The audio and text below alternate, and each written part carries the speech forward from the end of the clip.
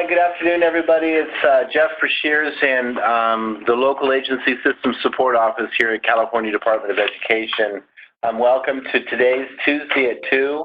We'll be talking about the section for the increase for improved services for foster youth, English learners, and low-income students. So before we get started, just a couple overall arching things as a reminder, more for as you download the PowerPoint and as you have this, is just a reminder. Here's the posting order, the components of the LCAP. I'm not going to read it to you. You can see it there, but there it is. If you utilize California's e-template system, this would be posted automatically in this. I have somebody asking if they should hear sound. If somebody can hear me, just say, I hear you. Thank you. I like it. Somebody can hear me. If you'd only tell my kids, I'd be grateful. So there's the posting order. Again, if you use the e-template system, this would be posted in this order. Speaking of the e-template system, at the conclusion of today's webinar, we will be launching the e-template system. We'll send out a message to that effect at the conclusion of today's webinar. So just a reminder, and again, those of you who've heard any of our trainings, I've been told you can't hear it often enough, is the instructions are part of the LCAP template. They're part of adherence to the template. The intent is to have the outward-facing prompts to be more accessible to the general public, not full of edu-speak and technical in nature. That, of course, is what the instructions are for. And so just, again, the instructions are what they are, and we're trying to be consistent as we develop the budget overview for parents. Again, the criteria, approval criteria, this is known, adherence to the template, which includes the instructions, the sufficient expenditures to implement, and then I would say, again, just as a messaging for the adherence to the spending requirements or the expenditure in the regulations, that not only talks about the increase for improved services requirements, principally directed and effective in, which is what Jonathan will go over here in a few minutes, but it also talks about in the spending regs the composition of the Parent Advisory Committee. It also talks about the composition for the English Learner Parent Advisory Committee, and also defines what it means to consult with students. And again, that is high on the radar of the state board. It is something that I think has not been implemented with fidelity throughout the state.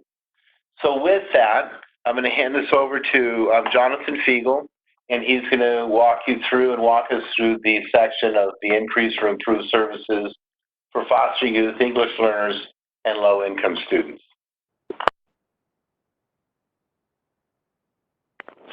Hello, good afternoon. This is Jonathan Fiegel, and we will talk about this section. So, Jeff had just reiterated the importance of following the instructions. And, a good rule of thumb, as he said, was to respond to the instructions, not necessarily the prompts. So in the instructions for the template, each section of the LCAP template has a discussion of the purpose for each of the sections. And here, this is the language at the beginning of the discussion for the purpose of the increased or improved services summary section. And this is just to help sort of clarify the overall role that the section will play in the LCAP and helps understanding of the LEA, what the section is, and that in turn helps them communicate to stakeholders the purpose of the section. And I just wanted to draw attention to some of the language in the instructions here. The underline obviously is ours. It's not underlined in the instructions. The comprehensive description within a single dedicated section, down at the bottom, it aligns with the actions. And so, sometimes, what we have seen over the years in LCAPs in their description of how they're going to increase or improve services is it's a description that will mention a lot of great things, but if you look in the goals part of the LCAP, there won't be any actions to correspond to that. Or vice versa, there may not be much in their description of how they're going to increase or improve services. And then you look at the goal section, and they have a lot of actions that are being included as contributing to that requirement, but they're not really taking credit for it in the increase to improve services summary section. So there's an alignment there that's a really important piece to make sure is in place, making sure that the description or the discussion of how an LEA is going to meet this requirement is in alignment with the goals and actions section. And likewise, it's comprehensive so that the description provided addresses the full scope of actions in the goals and actions section that are included as contributing. That middle piece there includes sufficient detail, yet be sufficiently succinct. I refer to that as sort of like threading a needle. And the reason that that's in there is, again, often in LCAPs over the years, one noticeable commonality that we've seen is LEAs will do either of two things. They will put as much discussion and describe as much as they possibly can in this section, probably just for fear of leaving something out or not meeting some requirement. Or on the other hand, they'll say as little as possible.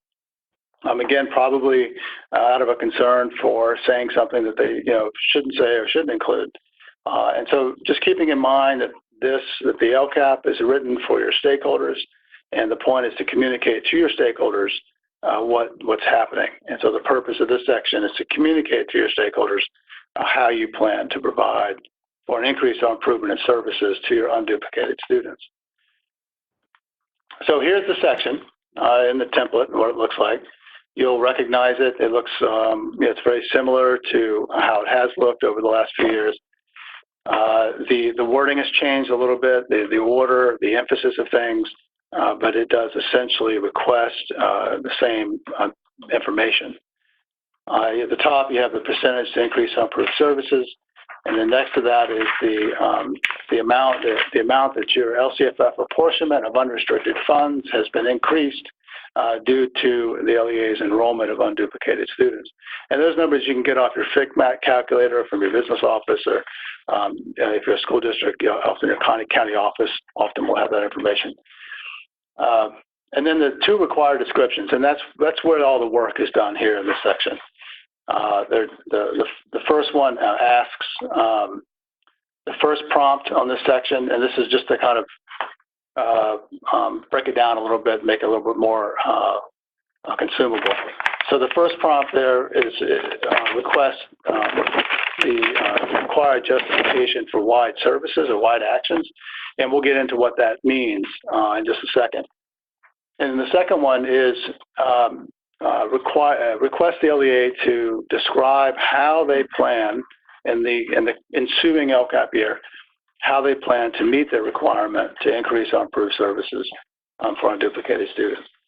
And we often refer to it just as the increase to improve services requirement, but obviously it's for unduplicated students, for low-income English learners, foster youth, and that's the scope of this requirement.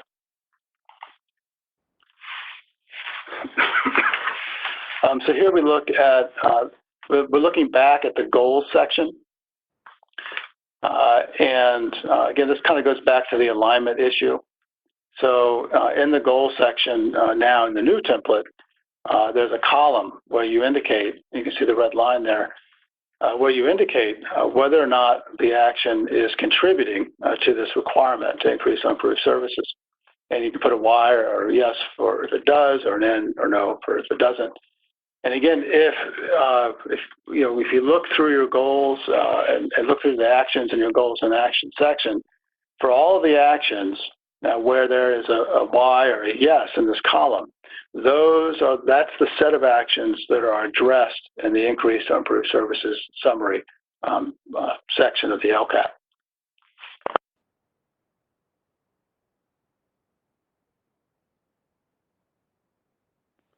Okay, there's a couple questions up here before we go on. We can stop and look at those.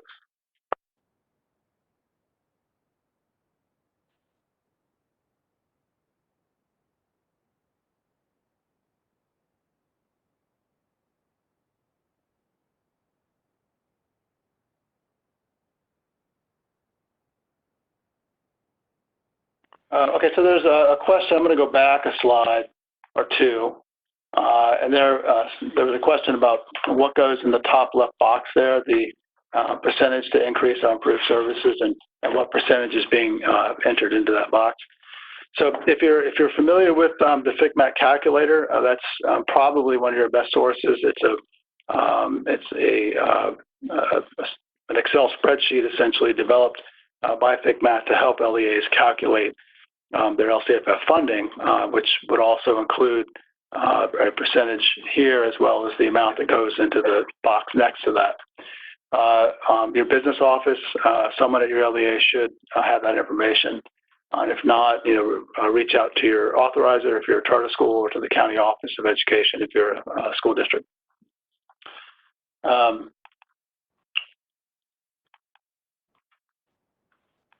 Okay, so we'll move on. So again, in this column here, contributing, we're looking at the actions where we have put yes, right? The actions where we say these are contributing. And so there are two kinds of contributing actions, right, in broad brushstrokes, and it's an issue of scope. So and that's the scope of the action is something that's required when you enter information into the expenditure tables for these actions, and we'll see that at the very end. But it's an issue of scope, and so there are two kinds, and the first is limited. So those are actions that are limited to serving unduplicated students, and those are thought of as actions that really only unduplicated students, have access to them or receive them. The other kind of actions are, referred to as quote-unquote wide actions. They're either LEA-wide or district-wide, school-wide, charter-wide, or county-wide.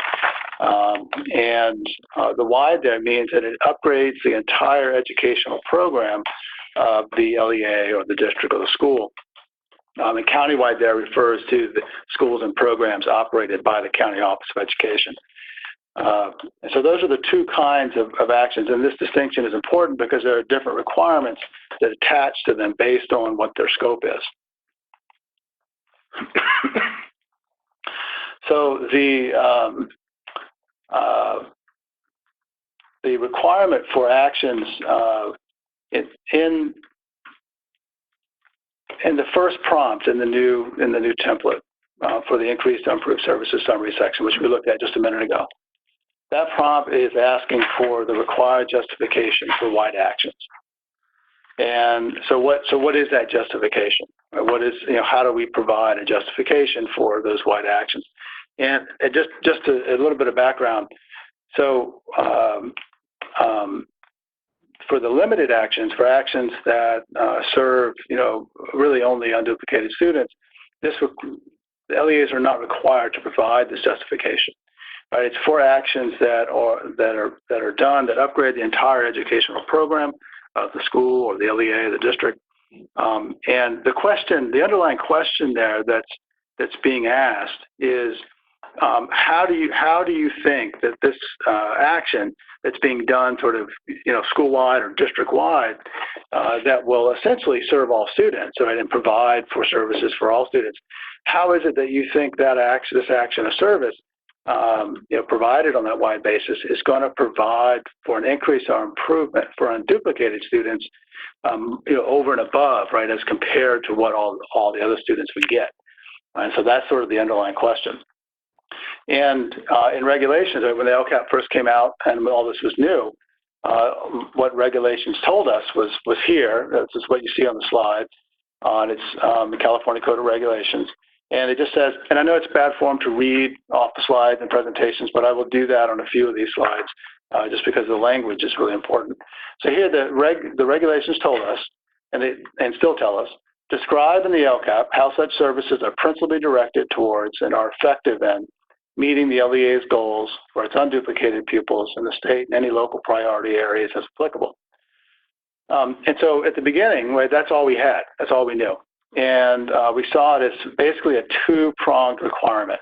There's the principally directed portion of it, component of it, and then there's the effective component of it. But in the beginning, again, right, this is really all that we had to go on.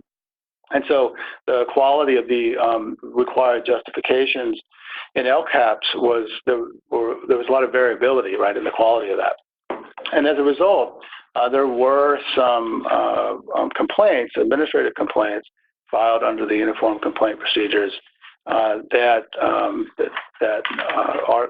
that's part of the work that our office does, is respond to these complaints.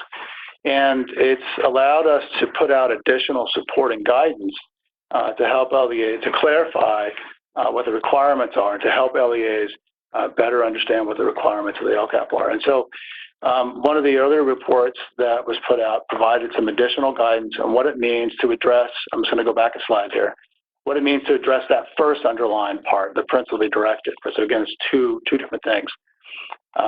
So in this one, as you can see at the top, this is principally directed. So this is addressing what it means to describe how an action is principally directed. And so it says, an LEA describes how a service is principally directed to meeting the goals for unduplicated students when it explains in its LCAP how it considered factors such as the needs, conditions, or circumstances of its unduplicated students, and how the service takes these factors into consideration. So in this explanation, again, within this one, there are sort of two elements. One is that the LEA has shown, it's described how it considered factors of those students, right? What are the needs? What are the conditions? What are the circumstances of those students as the LEA sees them? And then secondly, is it clear how the action that's being justified, is it clear how that action takes these factors into consideration? Right, and that's the principally directed. So if you can address the needs that the action is addressing, and it's clear how that action is taking those needs into consideration. Maybe it's clear on the face of it. Maybe it's clear because the LEA has provided some additional description to make that connection. Right, once you've done that, right, then you've met the requirement to show how the action is principally directed. Right, and that's just a breakdown of the two parts there. We just reviewed that. So then the effective end. So again, we had another administrative complaint that alleged that a particular LCAP had not adequately described how the wide actions were effective and didn't meet that requirement. And so we put out some additional supporting guidance, and this is part of that guidance here. And it says that an LEA meets this requirement, i.e. to describe how it's effective, by describing how it expects an action will help achieve one or more of the expected outcomes for the goal. So for every goal in the LCAP, right, there is the expected outcomes or the annual outcomes part of the goal. And where you have your metrics and what your baseline is, and then in this new one, in 3 years, where do you want to be in 3 years? You know, what are those outcomes? So if there is a connection, a clear connection between the action and the outcomes and the goal, then it's clear how the LEA expects that action to be effective. Now, if the action, for example, is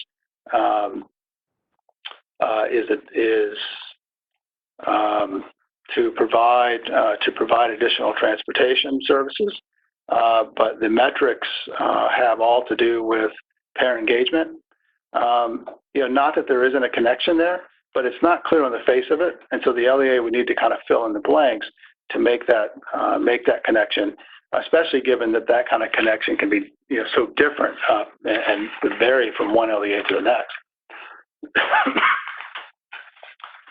So just to kind of highlight, go to review, the requirement to provide the required justification for wide services in the increased or improved services section is two main parts, right? Principally directed and effective. And within the principally directed part, there's two kind of components to that. you address the needs, conditions, or circumstances of unduplicated students, and how those actions consider those factors. And then for the effective piece, right, is there a clear relation between the action and the expected outcomes for the goal?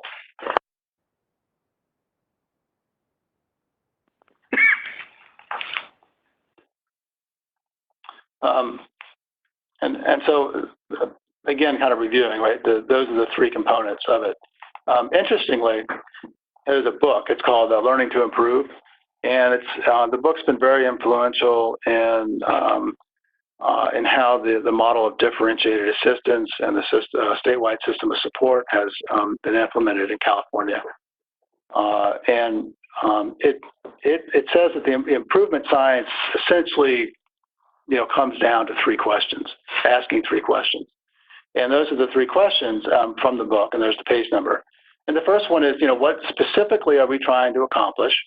Right, that's, what needs, right, conditions or circumstances are we trying to address? Two, what change might we introduce and why? So what is the action that we're going to do? And then third is, how will we know that a change is actually an improvement, right? How do you know what are the measurable outcomes? How do you know if it's going to be effective or not? And so the requirements for describing how actions are principally directed and effective and meeting the needs of unduplicated students is very consistent with the improvement sign efforts, and is an approach that obviously is required here for unduplicated students in the LCAP, but it's certainly an approach that can be taken, for the whole LCAP for all students. Some of the things that we've learned over the years that interfere with this, and also this is based on work responding to administrative complaints, and so some of this has the force of precedent. Conclusory statements often get in the way of LEAs meeting these requirements. So, for example, a conclusory statement, if you just, that a service will help achieve an expected outcome for the goal without there being any sort of connection or further explanation, right, this isn't sufficient. So an example of a conclusory statement is there, right? This action, if you just say this action is principally directed and effective in meeting the needs of our unduplicated students, that's conclusory relative to this requirement, because that's actually the thing you're required to show, right? So you can't just conclude it. So be careful whenever you're sort of concluding something in a statement. Make sure that it's either the introductory sentence to a paragraph or the conclusory sentence to a paragraph, where there's other further explanation that has allowed the reader to draw that conclusion. Another thing, and this is a kind of conclusory statement. Another thing that we've seen, and again, this goes back to in the beginning, there just wasn't a whole lot of clarity, right, on what the requirements were. And so one common approach or attempt to justify actions as principally directed and effective relied on an LEA having a high percentage of unduplicated students, but simply stating, right, that you have a high enrollment or percentage of a specific group of students doesn't meet the standard, because there's a difference between enrolling students and serving students.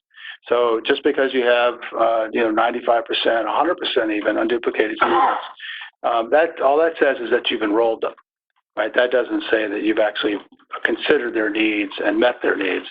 And from an educator's point of view, right, this is understandable, right? Because for most educators, if a student enrolls in your school, you're committed to serving their needs, and you don't necessarily see a distinction there. But for accountability purposes, it's important to realize that just because they've been enrolled doesn't necessarily mean that their needs are going to be addressed. And that's what an LEA is being asked to describe, is how they're going to do that. So here's an example an example of this kind of a justification that we responded to in a UCP complaint. And this is from an actual LCAP, and they're their explanation of how their wide actions, which were fairly numerous, were principally directed and effective in, this was it, right? This is what they said. Because of our high percentage of enrollment of unduplicated students, these actions are invariably principally directed towards and effective in meeting goals for unduplicated students. So notice, if you stop and really sort of think about what's being said here, and sort of draw the connection there between, they're making almost a causal link between the high enrollment of unduplicated students and the inevitableness almost of the actions being principally directed towards and effective in meeting goals. So for me, if we take principally directed here to mean anything positive, right, which is why we want it to be positive, right? It's to make some sort of improvement. That sentence there is logically synonymous. It means the same thing as this sentence. And this sentence has just been written, we wrote this sentence just to kind of draw out the issue. Right? Because of our high percentage of enrollment of unduplicated students, these actions will invariably improve outcomes for unduplicated students. So notice what the claim is there, is that the higher concentration you have of underserved at-promise students, the better that is for them. But years of research tells us, right, that that's not good. That having concentrations of underserved students is actually not helpful. Now, I don't think that they actually thought this is what they were saying, but it just points to the need to be sort of critically reflective of what we're doing and what we're writing in our plans.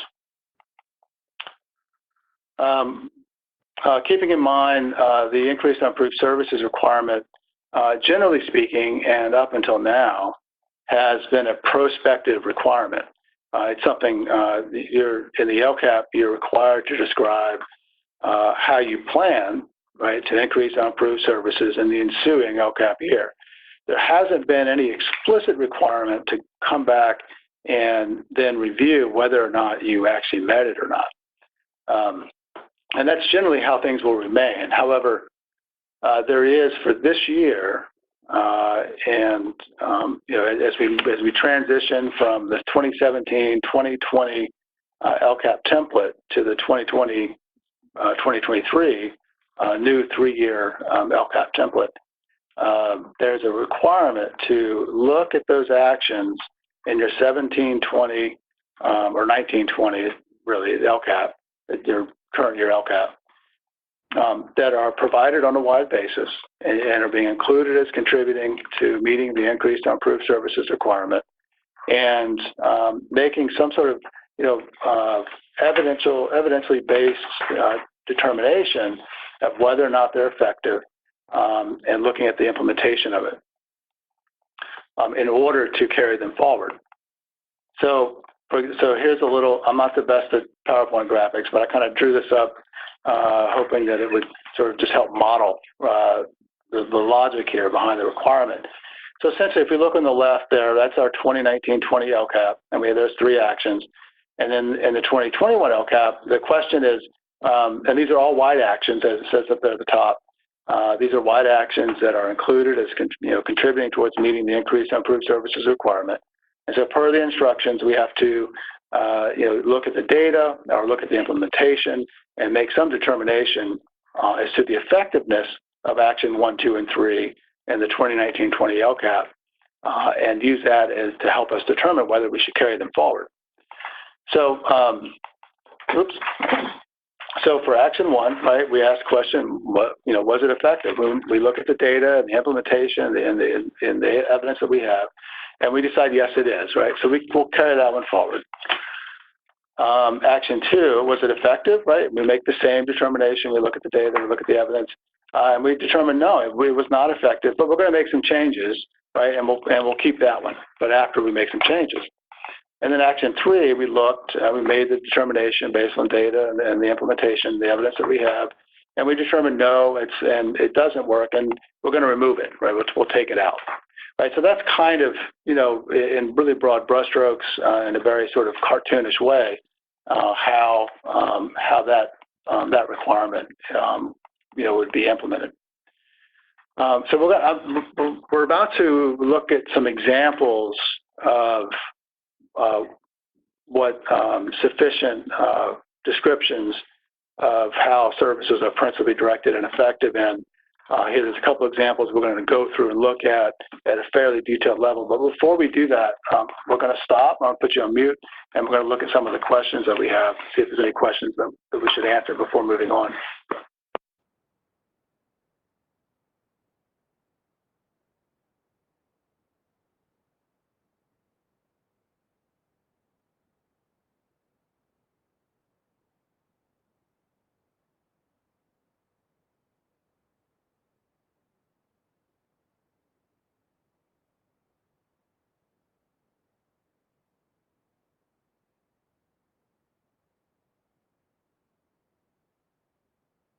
So there's a question, a couple questions. This is Jeff. A couple questions. One, it says there's still confusion of how to address homeless students. There's been a little bit of back and forth about homeless students, and in context of the increase for improved services for low-income foster youth or English learner students. And while homeless students are by default considered low income, the category of homeless students are not called out as an unduplicated student and therefore wouldn't be called out as a homeless student for the effects of this section. Certainly the needs of homeless are very unique and should be addressed within the LCAP, but they are not by default as an action or as a group called out for this section. There's a question about this, how do stakeholders know about S&C funds, being principally directed. As we've explained in earlier sessions of the LCFF, and they'll be posted, is that with the new template and the new legislation, LCFF funds are not being considered as LCFF-based, supplemental, or concentration grant funds. They are LCFF funds. And while an LEA may receive an increased allocation based on the number and concentration of students, of unduplicated students they may have, and with that comes a greater responsibility to provide services for those students, it is not considered base, supplemental, or concentration grant funds. We'll go back on pause and look at some of these other questions. Thanks.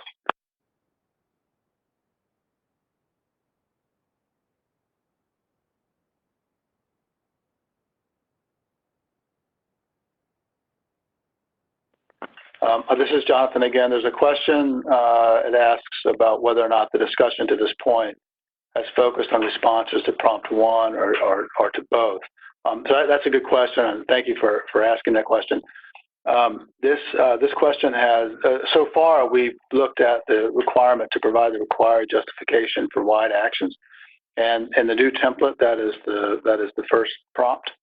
The second prompt is where we describe overall how an LEA intends or plans to meet its increased or improved services requirement.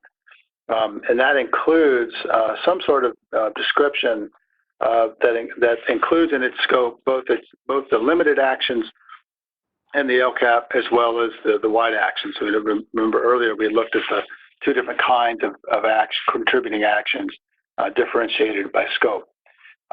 And for that section, we don't go too far into details of that and what that looks like. But essentially, for that one, an LEA is describing all of the actions in the LCAP that are marked as contributing, whether they're limited or wide.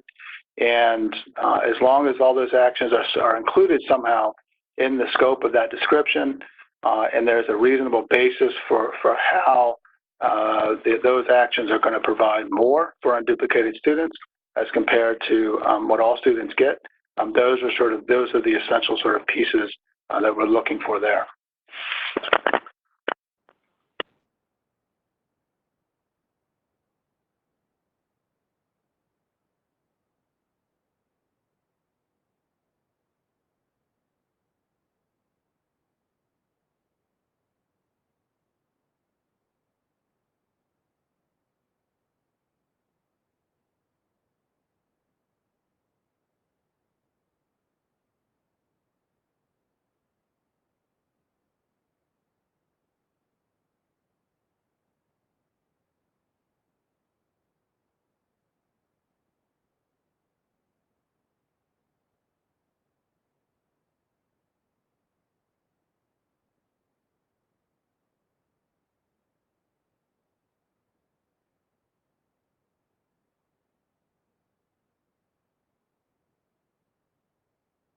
Hi, this is Jeff. Now, I'll just take a stab at a couple of these. One is, it says if an action is not effective and decide to remove it for the 2021 LCAP year, do we need to write to that?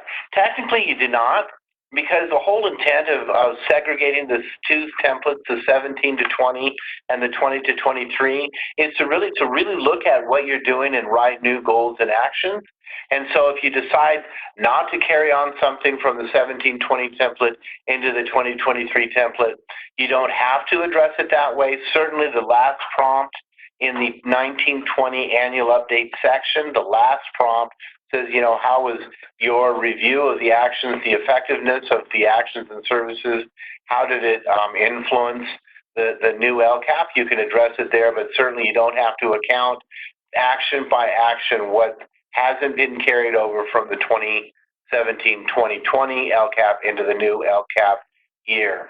There's also a question about, it says we have some actions and services that are multi-funded. What is hard to see in here and why we keep encouraging people to use an e-template is because as you enter all the information, as you develop a goal and the related actions, you have the opportunity at that point to show which funds are being used to implement an action. So in the Word version that we're seeing here, it just shows for total funds and whether or not it's contributing, but you certainly in one line and in one fell swoop can multi-fund any actions with different funding sources.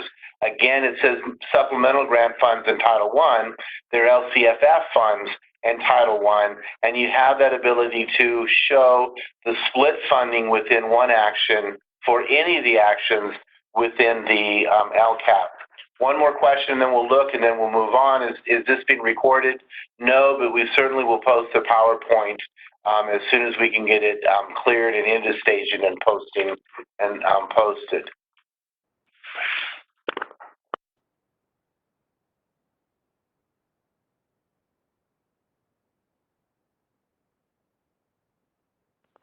This is Jonathan again. So there's a really good question about whether or not a COE is required to deny an LCAP if the action is continued that the data shows has not been effective based on not following the instructions. So I'm going to go back. I just want to go back to that slide here. So in the bottom there, in my cartoon example, the imaginary LEA that I'm in, we looked at that action and, based on data and the implementation evidence that we had, and decided that it wasn't effective.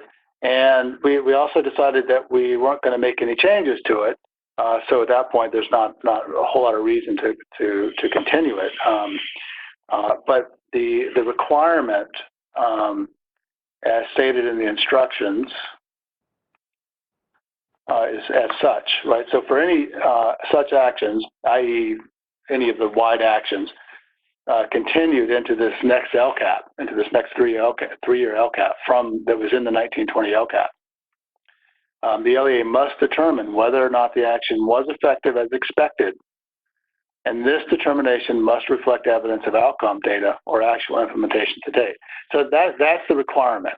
And more generally speaking, if an LEA doesn't adhere to any of the requirements in the template, then a COE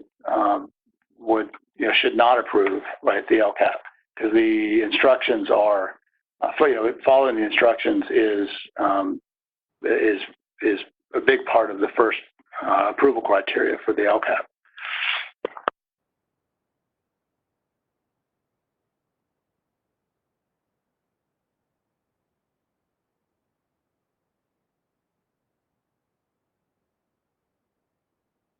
There's a question about whether or not you can multi-fund an action, whether depending on what template you use. It does not matter what template you use. The expenditure tables allow for and expect the documentation of the funding sources in which is being used to implement an action.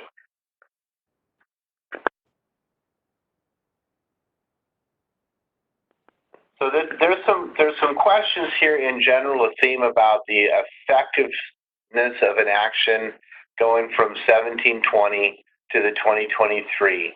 In general, there is the instructions and legislation is silent as far as continuing from 1720 to 2023.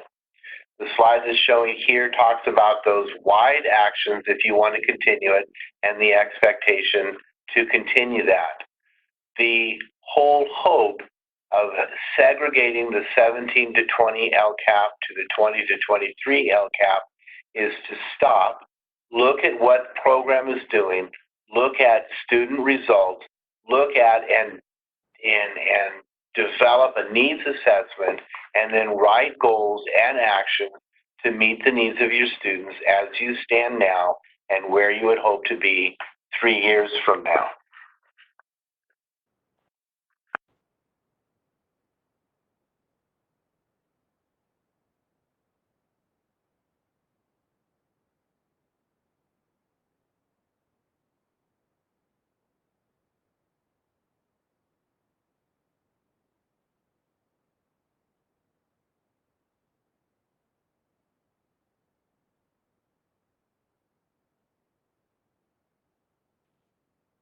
Don't quote. There's a question at the bottom, or there's a question here just seeking clarification. So in the increased and improved services summary section, the question is essentially, do we need to address each action under prompt 2? Or can the explanation sort of be more generalized? And again, prompt 2 is where we're describing overall how we meet our requirement to increase and improve services. So we're going to describe how we're going to do that. Often, what we've seen in LCAPs that have been adequate and even well done range from things that are very specific, where they do actually go action by action. In other cases, they will be more general, but the general descriptions are specific enough that you can tell what actions they're talking about, and it includes all of the actions in the LCAP that are contributing within the scope of the language or the scope of the description in there. So whether you're very specific and you break it out action by action, or you approach things from a more narrative point of view or from a more general point of view, or even somewhere in between where you might group 2 or 3 actions together and address that and kind of go every 2 or 3 actions, it's really going to depend on the LEA. So really large LEAs, where they're going to have different constraints in this area as opposed to smaller LEAs and mid-sized LEAs. So that is essentially a local determination.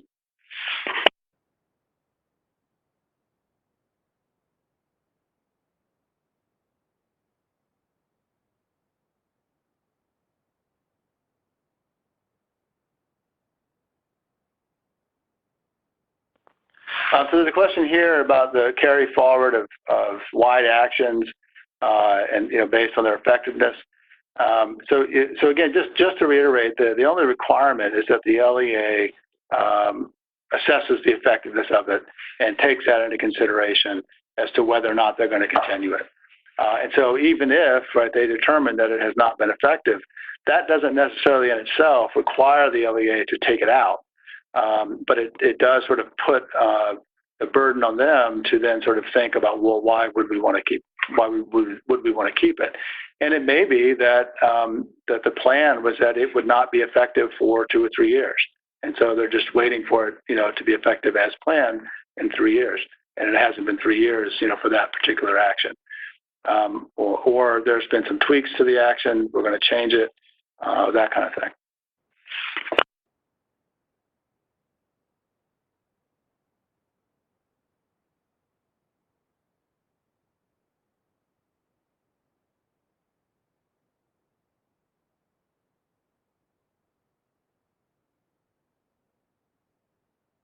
Okay, this is Jeff again. One more question, then we'll go on and then ask, pause for questions at the end. And talking about who approves a charter school LCAP, the charter school LCAP is adopted by the LCAP's governing body. or governing, the governing body, and they are not submitted to COEs or CDE for approval.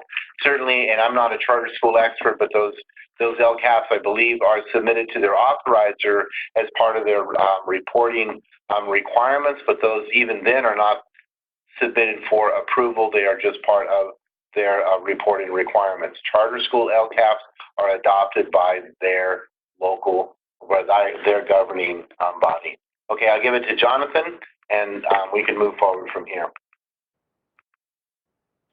Okay, so this is Jonathan again. We'll look at the examples, and this is for prompt 1 of the Increased Improved Services Summary section. And in the instructions, and this is one of the improvements of the instructions this year, is that it does actually include an example description. And so we'll look at that one first, at the one that's in the instructions, and then we'll look at another example, after that too, just for comparison purposes. So in the first one, so let's consider a scenario where the LEA determines that its low-income students have a significantly lower attendance rate than the attendance rate for all students. And so how would that LEA justify wide actions to address that need? And so here's the first bullet point. There is the first part of the required justification that has been provided by this fictional LEA in the instructions. And also, if you notice at the bottom of that first bullet there, it has in brackets the words "principally directed." So this description or justification is provided in 3 parts, and that's the first part there. And I'm skipping forward. I'm going to go back in a second. And then, let's see. And then the second part here is about the actions, what's being done. And then the third is the effective end. Right? So we have those sort of components. So the first part is the principally directed, where we talk about the needs, conditions, and circumstances, right? And then we say what's going to happen, and we make sure that there's a clear connection between what's happening and what those factors are. And then we go into how we think it's going to be effective. That's the overall sort of outline of this example. So again, I'm just going to read the text kind of slowly. It's important to sort of go through it at a detailed level. So after assessing the needs, conditions, and circumstances of our low-income students, we learned that the attendance rate of our low-income students is 7% lower than the attendance rate for all students. And again, I'll just reiterate, this is, for all intents and purposes, a cartoon example. We're trying to just focus on the logic of the justification provided. The actual details about implementation and that kind of stuff may not make a lot of sense in some LEAs. It might make sense in others, I don't know. But we're just looking at the logic of the description. Right, some LEAs, the 7% might not, it might be much bigger. It might be 30%, who knows? So that's sort of the main need, right? The condition, right? The circumstances of the low-income students is that their attendance rate is disproportionately low compared to what the all-student attendance rate is. So that's what they've stated that. So that's part 1 of the principally directed. Part 2 is that the actions clearly take that need into consideration. So here they say, in order to address this condition of our low-income students, i.e. the low attendance, we will develop and implement a new attendance program that is designed to address some of the major causes of absenteeism, including lack of reliable transportation and food, as well as a school climate that does not emphasize the importance of attendance. So, this goal and action, might be multiple goals and actions, one goal, one action, who knows. Provide additional transportation and nutritional resources, as well as a district-wide educational campaign on the benefits of high attendance rates. So there, they've described what they're going to do. Also, what's really interesting about this example is not only did they just say, okay, we're going to provide additional transportation and nutritional resources and have a campaign about the benefits of high attendance rates. That would have just been a list of the actions. They actually went deeper into how they connected those actions with the overall need of their low-income students. So the overall need was attendance, but that's kind of that's a very blunt sort of metric to look at. There's all kinds of things, right, that affect attendance. And so what they did was they went further in their efforts to analyze their situation, and they discovered that there are particular causes of the absenteeism, like transportation and food issues. And so they've developed actions to address those, right, specifically. So it's very clear, right, how these actions are going to address the need of the low attendance. And then the third part, the effective. So they said these actions are being provided on an LEA-wide basis, and we expect that all students with less than 100% attendance rate will benefit. All right, so that's all students, right, not just unduplicated. And that's fine, right, as long as we're showing that there's an improvement for unduplicated students that's greater than what all students would get.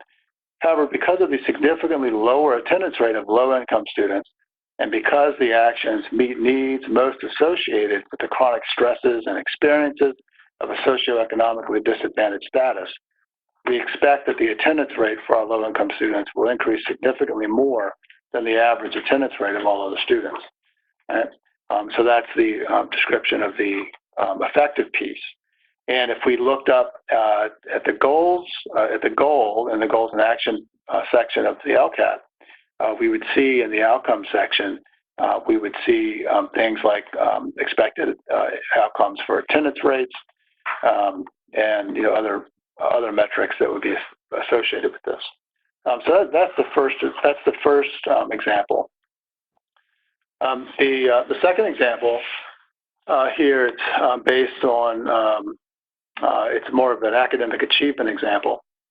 And again, I'm just going to read through it.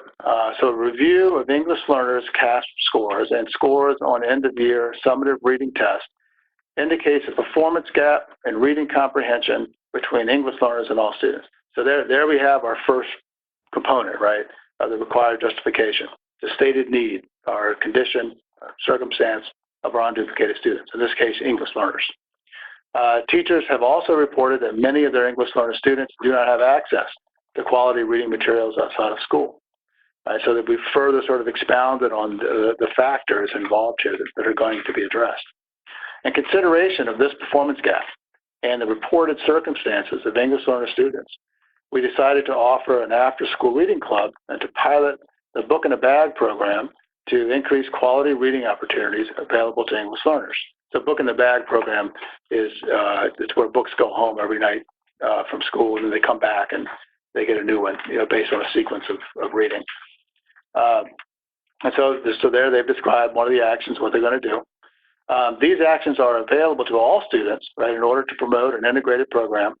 We believe this action will be effective in meeting this goal for English learners because it will help improve results for end-of-year summative reading tests and help increase CASP ELA scores, for which Goal 1 includes expected annual measurable outcomes. And so there we've connected it with the outcomes. And again, these are examples that, some LEAs might think that, the content of these examples makes sense. It might not make sense in other LEAs. We're just looking at the logic of the description here.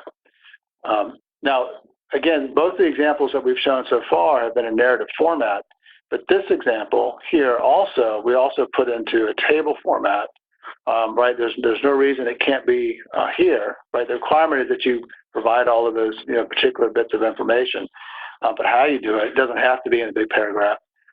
So here we have the same. It's the same justification as this. We've just put it into a table format, and we have the needs, conditions, and circumstances on one, and on the left there, actions, expected outcomes. Those are all the required components for the required justification, and we just kind of put it in there as bullet points. So that's another way to do it on the example for that. Also, just to point out, these examples have only focused on. Well, they seem to really focus on sort of one action or one set of actions, a relatively narrow scope of set of actions. That's because it's just easier to come up with examples, I think, for a narrow scope of actions. But it doesn't mean that you can't address, any number of actions together in this way. But the broader you get in scope, will put more of a burden on that description to be more specific. So just keep that in mind when you decide how to do that. Let's see. I think we'll stop for questions here. Thank you.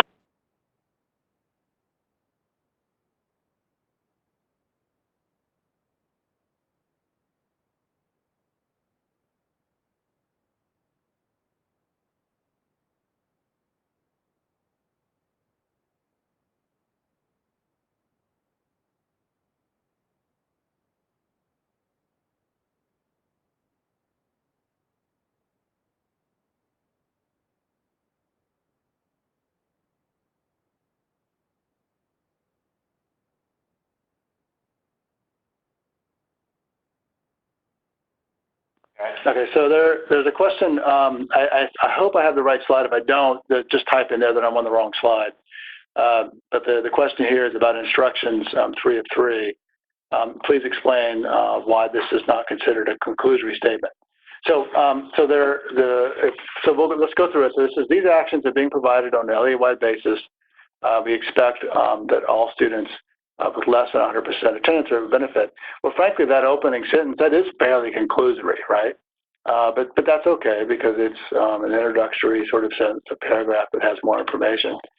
And then we sort of reiterate the need that we're addressing, which is the low attendance rate,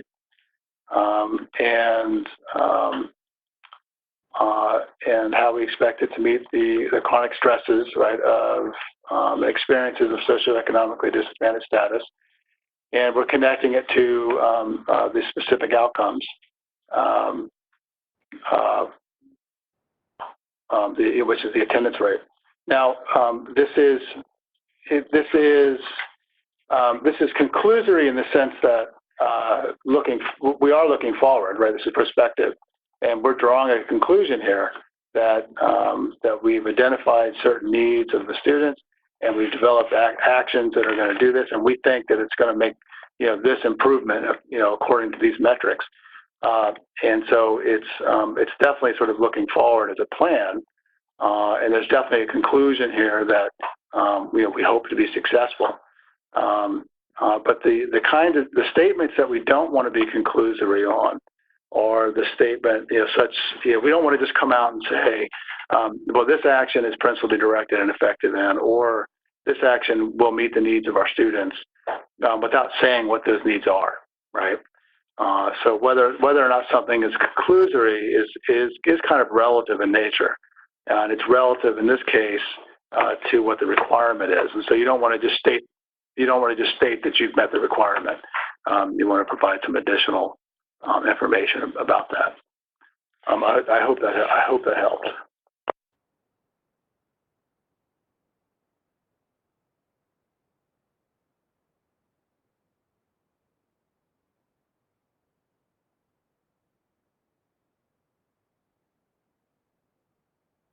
All right, so we're going to move into the expenditure tables. We're going to talk about these in the context of the ongoing conversation here, just so you can see them. So depending on whether you use the online e-template version, or some other online version, or the Word / Excel document version of it,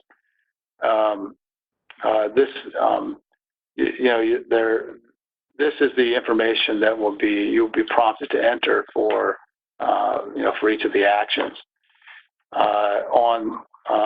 If you use the e-template, this information you'll be prompted to provide this information sort of throughout the action and the goal, and it won't necessarily look like this. This will be sort of what's outputted.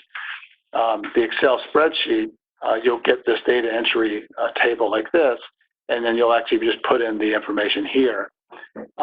And this, once you put the information in here, the idea is that it then informs the next 3 tables, which are the required tables. So it's the annual update table, the contributing table, and the total expenditures table. And those are the 3 that are required to be included in the LCAP The data entry table is not required because all the information is contained on the other three tables, but you can include it if you want. There's nothing that says you can't include it. No reason not to include it, but you don't have to include it. So a couple things to point out. If on the top row here, the fourth column, it says student groups. So focus. So we have note that column, and then move over 3 more columns where it says unduplicated student groups. And if you're doing the e-template, this won't be an issue. But in the Excel spreadsheet, it's physically possible, right, to put information into both of those cells, both of those columns for a single action.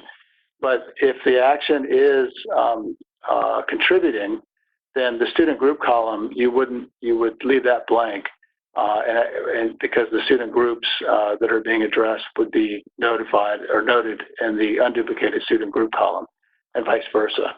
So, so in those columns, there's a value in one or the other column for every action, but not both. Just something to sort of keep in mind. For any action that is included as contributing to meeting this requirement, the increased improved services requirement, there has to be some associated expenditure of LCFF funds. There's from the LCFF side of things, nothing precludes an LEA from including expenditures of other funds, other local funds, other state funds, federal funds, but there has to be something in the LCFF funds column there, some amount, and to the extent that that action counts as contributing to the increased improved services requirement is in part determined by the relative amount that's in that LCFF funds, or how much LCFF funds are being spent there. And you'll notice there's no, right, as was mentioned earlier, there's no place here to distinguish between base or S&C funds, because really there isn't a distinction between those funds in terms of the apportionment. An LEA receives an apportionment of unrestricted funds according to the LCFF funding formula, and that apportionment is, more or less depending on the number of unduplicated students that the LEA has enrolled. And so all those funds are really just LCFF unrestricted funds. And this is the contributing table. This shows the expenditures for all of the actions that are contributing. So again, there would be a row here, or the actions. Every action that's included in this table will be the actions that up above in the goals section you've marked Y or yes in that contributing column, right?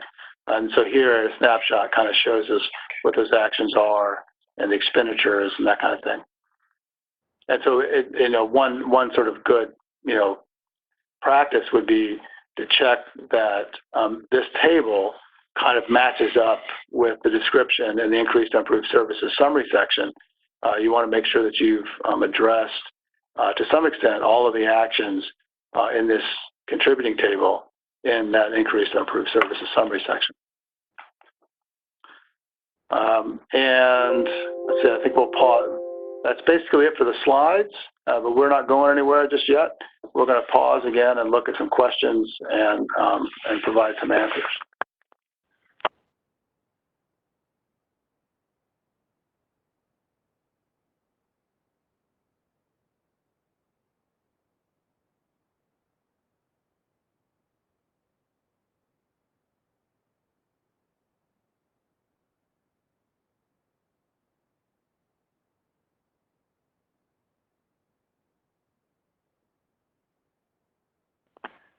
So there's a question here. The question states, or says, you just stated that LCFF has to be entered. So are you saying that if the action is solely funded by federal funds, it shouldn't be included?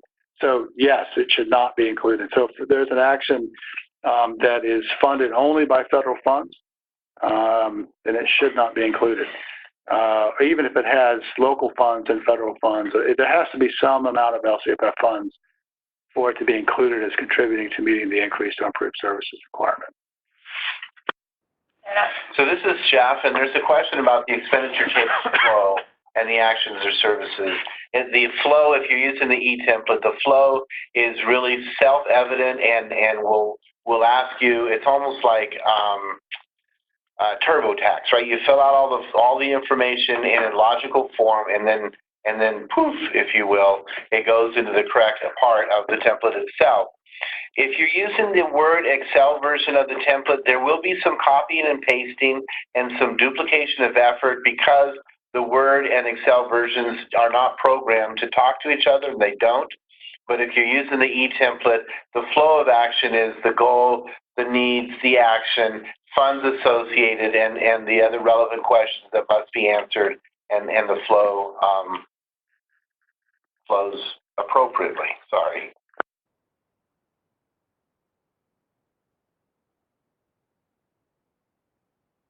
So again, this is Jeff. The e-template will be launched this afternoon. The user guide will follow shortly. The Excel Word version of the LCAP template is currently in staging within the building, and as soon as that clears and it'll be posted, that should be in the next day or two.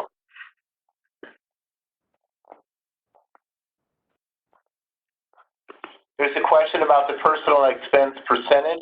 It's calculated as a total, and it also is calculated per action. I think that's correct. Just a second.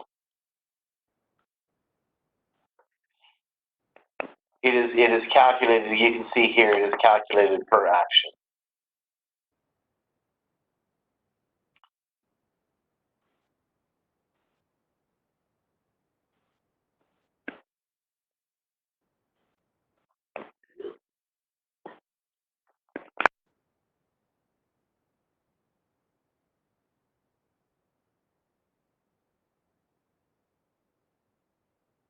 I know there's some glitches with current e-template users moving the annual update information forward. The developer is aware of that, and we're working on that problem, and should be resolved shortly. With that, again, this is Jeff. We really appreciate the time that you spent with us today. We will post these shortly on the Tuesday at 2 webpage itself, which can be found either through the LCFF webpage or the LCAP webpage on CDE's website. And with that, we do appreciate your time and bid you a good afternoon. Thanks.